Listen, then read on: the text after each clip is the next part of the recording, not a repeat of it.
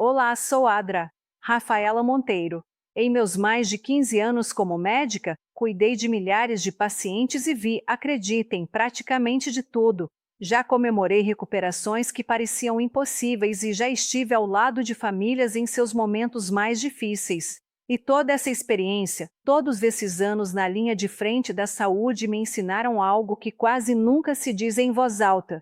Às vezes a medicina mais sábia é saber quando simplesmente não se deve fazer nada. Hoje vou compartilhar com vocês algo muito pessoal, algo que vai na contramão do que muitos pensam e que certamente vai surpreender muita gente. Vou revelar os 5 check-ups médicos de rotina que eu pessoalmente, depois dos 70 anos, nunca faria em mim. E não digo isso por capricho nem por descuido. Digo com o peso de 3 décadas de evidências e de ver as consequências de uma medicina que às vezes, na sua obsessão por encontrar tudo, acaba fazendo mais mal do que bem. Esses exames que nos vendem como o que há de mais moderno em prevenção podem nos jogar em uma espiral de ansiedade, procedimentos invasivos e complicações que nos tiram justamente aquilo que mais valorizamos na idade de ouro, a independência e a qualidade de vida. Então, se você tem mais de 70 anos ou se seus pais ou avós estão nessa faixa etária, fique comigo. Eu não só vou dizer quais exames evitar, como vou explicar o porquê com histórias reais de pacientes meus e com dados científicos que não deixam margem para dúvida. E o mais importante, vou mostrar as alternativas, as estratégias mais seguras, inteligentes e muitas vezes mais simples para cuidar de verdade da sua saúde, para viver mais e principalmente para viver melhor. Não se trata de ter medo de médicos, trata-se de ser um paciente informado que assume o controle. Vamos começar. O primeiro check-up da minha lista é talvez o mais tentador de todos, o escaneamento corporal completo. Você o vê anunciado em clínicas executivas, prometendo uma avaliação da cabeça aos pés com o que há de mais avançado em ressonâncias ou tomografias. Parece incrível, não é? Uma foto completa do seu interior para pegar qualquer coisa antes que dê as caras. É a promessa do controle total. Mas a realidade, meus amigos, é bem diferente e com frequência perigosa. Vou contar a história do João, um paciente meu, 74 anos, um homem cheio de vida. Jogava golfe, viajava com a esposa, aproveitava os netos, estava saudável, sem um único sintoma. Um dia, o filho, com a melhor das intenções, deu de presente de aniversário um check-up executivo que incluía um desses escaneamentos. João foi mais para agradar o filho do que por outra razão. E foi aí, justamente aí que começaram os problemas. O laudo do exame chegou com uma frase de gelar o sangue. Observa-se pequena lesão indeterminada de 1,5 ppm no rim esquerdo. Lesão indeterminada. 2 palavras que são uma bomba de ansiedade. Da noite para o dia, João passou de homem saudável a paciente com uma lesão no rim. O médico, seguindo o protocolo, o encaminhou ao urologista. O urologista, para ficar tranquilo, recomendou uma biópsia. Uma biópsia de rim não é brincadeira. Envolve introduzir uma agulha longa pelas costas até o rim. Tem riscos, sangramento, infecção, dor. João, corajoso, aceitou. O resultado demorou uma semana que ele e a família viveram em estado de pânico. E o veredito final: angiomiolipoma, um tumor benigno, totalmente inofensivo, feito de gordura, músculo e vasos sanguíneos, que jamais teria causado o menor problema. João não ganhou nada, ao contrário, perdeu. Perdeu a paz, se submeteu a um procedimento invasivo e arriscado e causou uma angústia enorme à família. O caso dele não é exceção. Tristemente, é o que costuma acontecer. E aqui vai o dado científico que muda tudo. Estudos mostram que até em 86% dos idosos saudáveis que fazem um escaneamento de corpo inteiro se encontra alguma coisa. 86%. A grande maioria desses algos, como o do João, é o que chamamos de incidentalomas. Achados casuais, benignos, sem importância, manchas no fígado, cistos nos rins, nódulos nos pulmões, cicatrizes do tempo que estão ali há anos que nunca se tornarão um problema. O verdadeiro problema é que uma vez que você encontra algo, ativa-se o que chamamos de cascata da intervenção. O achado gera ansiedade. A ansiedade leva a mais exames. Os exames podem ser invasivos e ter seus próprios riscos. e tudo pode terminar em tratamentos ou cirurgias totalmente desnecessários. Essa bola de neve começa com um exame que nunca deveria ter sido feito. Além disso, se o escaneamento for uma tomografia, um TAC, estamos falando de uma dose considerável de radiação que pode equivaler a centenas de radiografias de tórax. A radiação se acumula e, embora o risco de um único exame seja baixo, não é zero. Por que assumir esse risco sem um benefício claro? Então, qual é a alternativa inteligente? A resposta não está numa máquina, mas em algo muito mais humano: a avaliação geriátrica global. Isso não é um simples check-up, é uma conversa aprofundada com o médico que entende como envelhecemos. Em vez de caçar fantasmas, focamos no que realmente importa para a qualidade de vida: a função. Nessa avaliação, a primeira coisa que fazemos é um rastreio de fragilidade. Não é um insulto, é um conceito médico fundamental. Medimos coisas simples como a velocidade ao caminhar ou a força de preensão das mãos. Esses marcadores predizem a saúde futura muito melhor que qualquer imagem.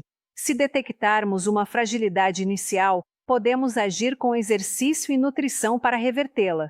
Depois, e isso é essencial, fazemos uma revisão detalhada dos medicamentos. É incrivelmente comum ver idosos tomando 10 ou mais comprimidos prescritos por diferentes especialistas. Muitas vezes, sintomas como tonturas ou confusão não são uma nova doença, e sim efeito colateral de algum desses remédios. Enxugar essa lista pode fazer milagres. E por fim, avaliamos os hábitos de vida, alimentação, sono, atividade física e conexão social. Esses são os verdadeiros pilares da prevenção. Uma dieta anti-inflamatória e exercício regular previnem mais doenças do que qualquer escaneamento. Essa avaliação não cria ansiedade, ela devolve poder, não busca problemas teóricos, otimiza a sua saúde real. Então, da próxima vez que você vir um anúncio prometendo um mapa completo da sua saúde, lembre-se do João e escolha a sabedoria de uma avaliação centrada na pessoa, não na imagem. O segundo check-up que eu evito como a peste é a ressonância magnética cerebral de rotina por esquecimentos leves. É o pão de cada dia no consultório. Um paciente de 75 ou 80 anos vem muitas vezes trazido pelos filhos porque esquece nomes de atores ou não lembra porque subiu ao segundo andar. Os típicos esquecimentos da idade não se perdem, não se desorientam, administram o próprio dinheiro perfeitamente. Mas o medo do Alzheimer é tão grande que a família exige uma ressonância para ver o que está acontecendo lá dentro. Quero que vocês entendam isso. Pedir uma ressonância nessa situação é quase sempre uma péssima ideia. É abrir uma caixa de Pandora da qual só sai a ansiedade. Apresento a vocês a Lúcia, 78 anos, uma mulher brilhante, leitora voraz, que começou a notar que às vezes tinha dificuldade para encontrar a palavra exata. A filha, muito preocupada, a convenceu a fazer uma ressonância. No dia em que leram o laudo, o mundo da Lúcia desabou. O radiologista descrevia atrofia cortical difusa leve própria da idade e focos dispersos de gliose na substância branca. Para o médico, esse laudo é basicamente a descrição de um cérebro normal de 78 anos. É como dizer que uma pessoa dessa idade tem rugas ou cabelos brancos. A atrofia é uma leve redução do volume cerebral normal com o tempo. As lesões de substância branca são como pequenas cicatrizes que vão se formando, muitas vezes por uma pressão arterial que ficou um pouco alta durante décadas. São achados esperados. Mas para Lúcia e a filha soou como sentença de morte, atrofia cerebral, lesões. Elas saíram de lá convencidas de que o Alzheimer era iminente. A partir desse dia, Lúcia mudou. Passou a duvidar de si mesma. Abandonou o clube de leitura com medo de não lembrar um nome. A ressonância não lhe deu um diagnóstico, roubou a confiança na própria mente. E aqui vem a bomba. Em estudos com pessoas acima de 75 anos completamente saudáveis, 94% das ressonâncias cerebrais mostram resultados alterados, quase todas. Se examinarmos 100 pessoas saudáveis dessa idade, 94 sairão com um laudo capaz de semear pânico. O problema é que essas imagens não se correlacionam bem com a função real da pessoa. Já vi pacientes com ressonâncias que pareciam um campo de batalha e uma mente afiadíssima e o contrário também. A imagem não é a pessoa e o pior, o resultado da ressonância não muda em nada o tratamento para esquecimentos leves. Não existe comprimido que reverta a atrofia própria da idade. Então, qual é a alternativa sensata? A ferramenta mais valiosa é um simples teste cognitivo de 10 minutos no consultório. Testes como o mini-exame do estado mental ou MOSE. Pedimos ao paciente que memorize 3 palavras e desenhe um relógio. É simples, rápido e nos dá uma informação funcional valiosíssima. Se o teste sai normal, podemos tranquilizar a família com alto grau de segurança. Se mostra alguma dificuldade, aí sim não paramos por aí. Começamos o que eu chamo de a caçada aos falsos culpados dos problemas de memória. Antes de pensar em Alzheimer, descartamos uma lista de causas comuns e principalmente reversíveis. Revisão de medicamentos, novamente o principal suspeito. Remédios para dormir, para ansiedade. Certos antihistamínicos podem causar uma névoa mental. Exames de sangue. Checamos vitamina B12 e função da tireoide. A deficiência de B12 ou hipotiroidismo são causas clássicas e fáceis de corrigir. Avaliação do humor. A depressão no idoso muitas vezes se manifesta com apatia e falhas de memória. Tratá-la pode devolver a clareza mental, qualidade do sono. A apneia do sono, que interrompe o oxigênio para o cérebro à noite, é uma causa muito subestimada de problemas cognitivos. Só depois de descartar tudo isso, se os testes funcionais mostrarem um declínio progressivo, é que uma imagem pode fazer sentido como parte de uma investigação completa. A mensagem é clara. Diante de esquecimentos leves, não corram para a máquina de ressonância. Corram para um médico disposto a conversar, avaliar a sua função real e buscar causas reversíveis. O terceiro check-up na minha lista negra é o teste de esforço cardíaco de rotina. Estou falando de colocar uma pessoa com mais de 70 anos que se sente bem, sem dor no peito nem falta de ar, para correr numa esteira só porque chegou na idade de fazer o exame. Essa prática, embora muito comum, está cheia de problemas e pode ser perigosa. A história do Paulo deixa isso claríssimo.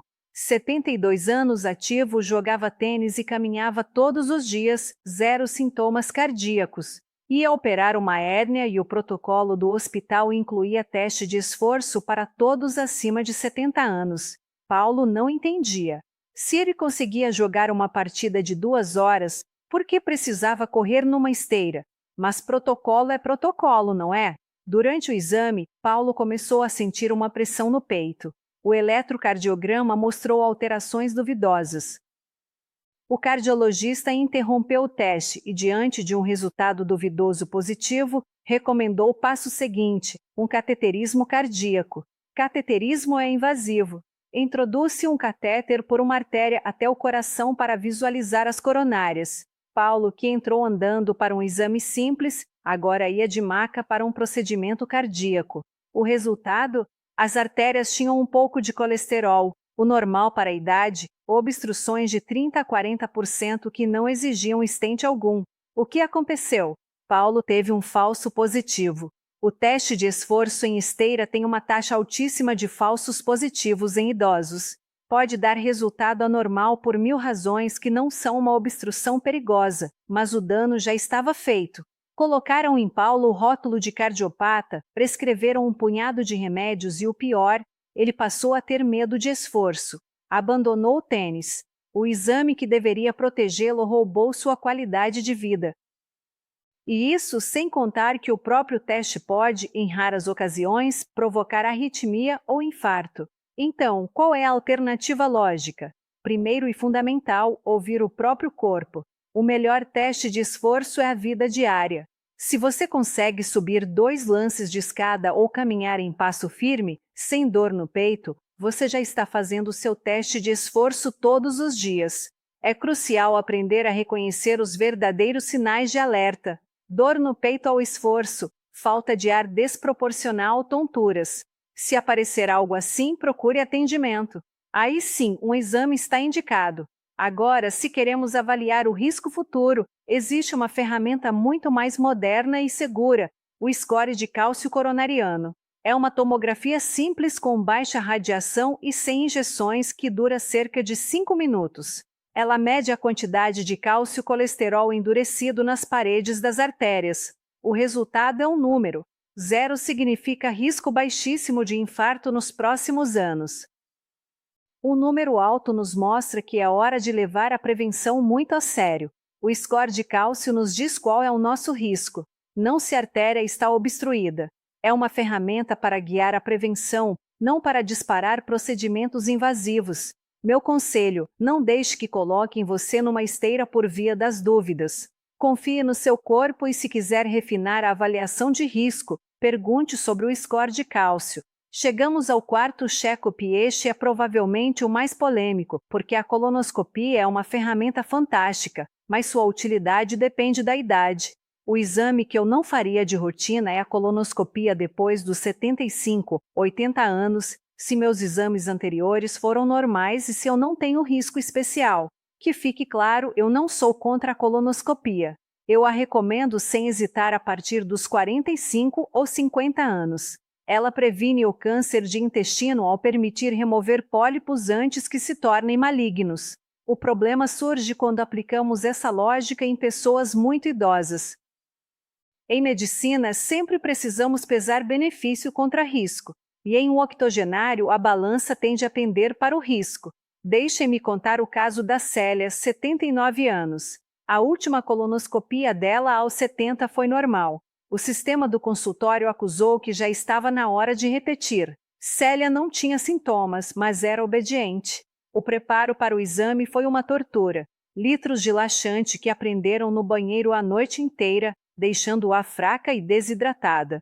Para alguém da idade dela, isso já é um risco. Depois vem a sedação, que em idosos tem mais risco de confusão mental ou problemas respiratórios, mas o risco que tira o sono dos médicos é a perfuração intestinal. Com a idade, a parede do intestino fica mais fina. O risco de um rasgo com o endoscópio, embora baixo, 1 ou 2 casos em cada 1000, dobra ou triplica em maiores de 75 anos. E uma perfuração é uma emergência que exige cirurgia de grande porte, muitas vezes com colostomia, a famosa bolsinha. Para uma pessoa de 80 anos, uma operação dessas pode significar o fim da independência. Agora, qual é o benefício?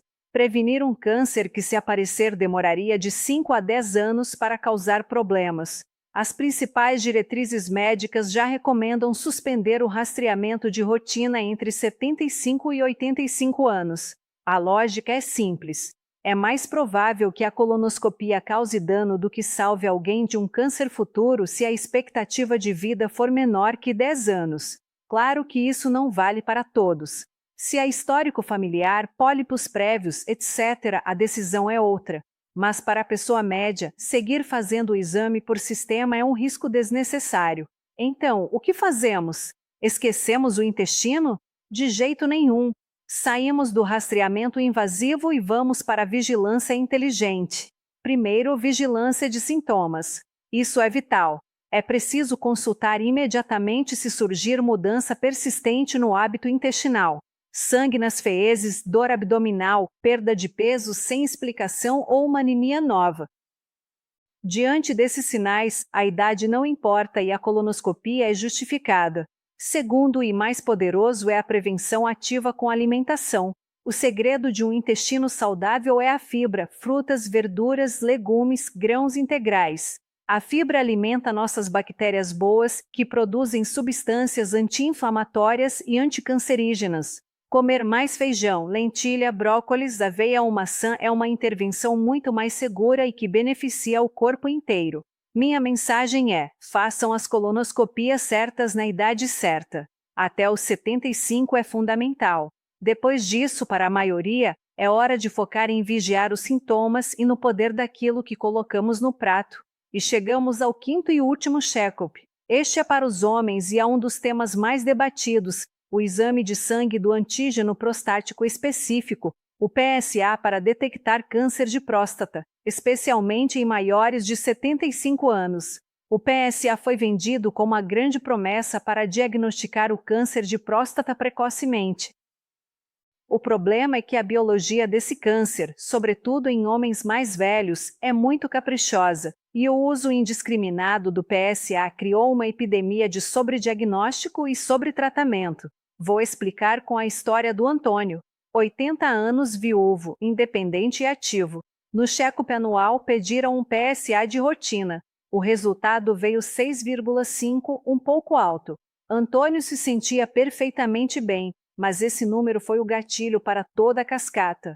Do clínico geral para o urologista e do urologista para a biópsia de próstata. A biópsia de próstata é desagradável e tem riscos, sobretudo de infecção grave. Antônio não teve sorte, acabou internado no hospital com sepse, recuperou-se. Mas então chegou o resultado da biópsia. Adenocarcinoma de próstata Gleason 6 tinham encontrado um câncer. Mas que tipo de câncer? Um Gleason 6 é o tipo de câncer de próstata mais preguiçoso que existe. É tão lento que muitos de nós duvidamos se ele deveria de fato ser chamado de câncer. A probabilidade de um homem de 80 anos morrer por causa de um Gleason se é quase zero.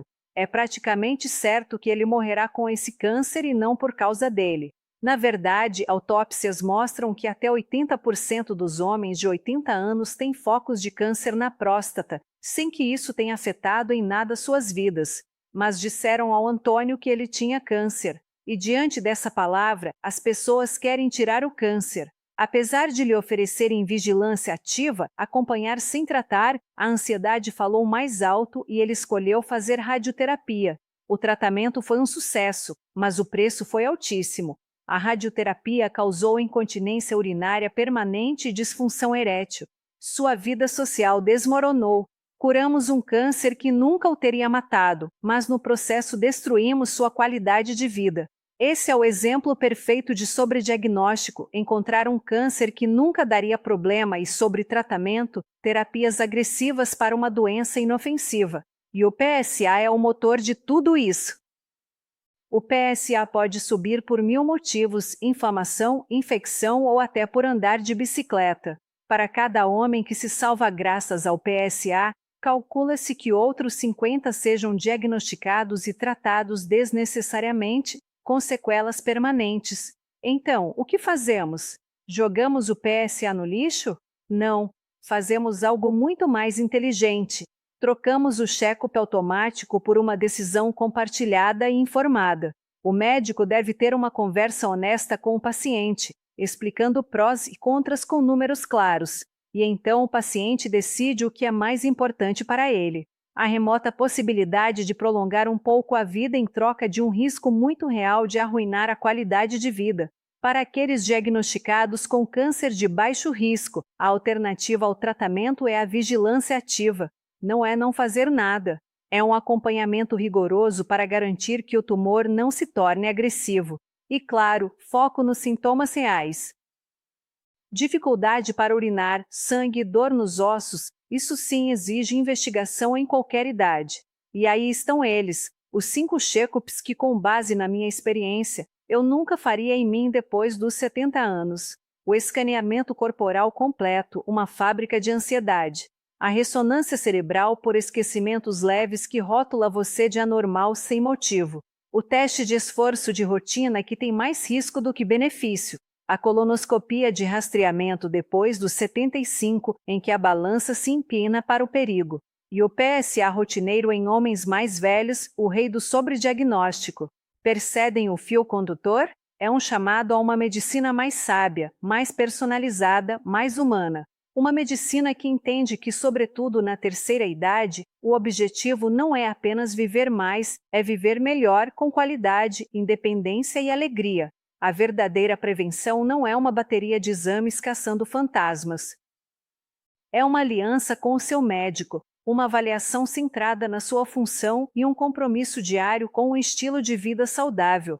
Meu objetivo não é que vocês tenham medo da medicina, ao contrário, é que se tornem protagonistas da própria saúde, que perguntem, que entendam o porquê de cada exame, que tenham coragem de dizer: doutora, eu realmente preciso disso. Na minha idade e na minha situação, saúde não é um laudo sem anomalias. Saúde é poder brincar com os netos, aproveitar uma caminhada, manter a mente desperta e o espírito vivo. E às vezes a decisão mais corajosa e mais saudável que podemos tomar é dizer não a um check-up desnecessário. Se esta mensagem lhe pareceu útil, se pode ajudar alguém que você ama, eu peço que compartilhe este vídeo. E para não perder mais conselhos baseados na experiência para uma vida longa e plena, inscreva-se no meu canal e ative o sininho. Eu adoraria saber o que você pensa. Deixe um comentário. Você já se sentiu pressionado a fazer um exame que não o convencia? Vou ler o máximo que eu puder. Obrigada por me acompanhar. Cuidem-se muito e, acima de tudo, cuidem-se com sabedoria. M.